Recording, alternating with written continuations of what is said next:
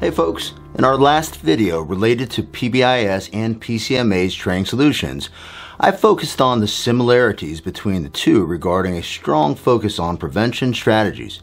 In this video, I'd like to discuss an important difference between PBIS and PCMA's training solutions that can be found in our step-by-step procedures for preventing and managing misbehavior.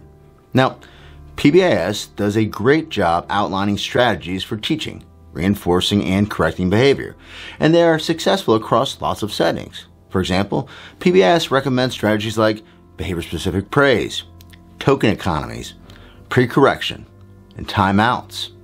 While PBIS training typically provides general strategies, unfortunately they often lack the granularity and range of responses needed to be successful across individuals and settings, especially in settings where there are chronic and intense behaviors.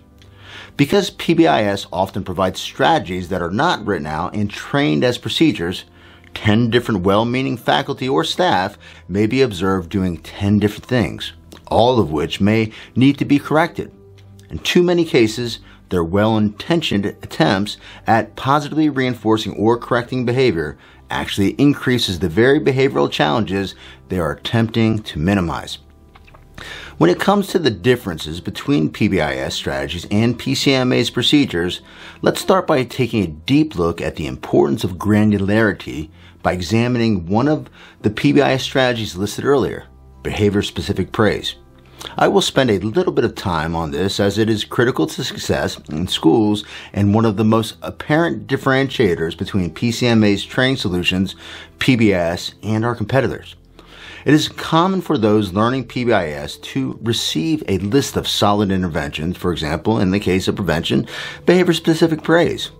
Now, for a few, that description might be fine as they have a deeper knowledge of classroom management.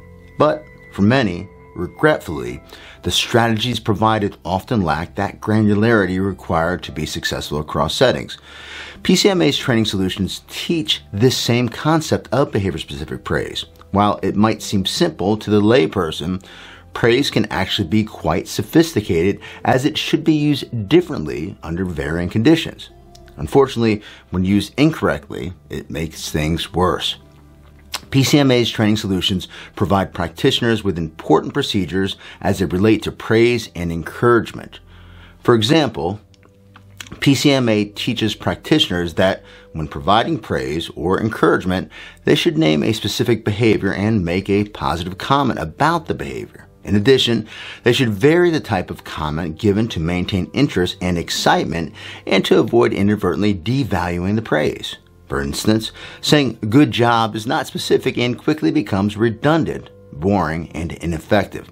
That is, this kind of praise will no longer work as a reinforcer. Now, mind you, to this point in the course, practitioners were taught precisely what reinforcement is and why it's valued. But this is just the beginning. PCMA then teaches things that need to be considered when delivering praise. The following three components of what practitioners are trained in provide a good example. Number one, the effectiveness of praise is influenced by how it is given. PCMA's trainings detail a list of important communication considerations like facial expressions, body language, and a genuine and sincere tone of voice.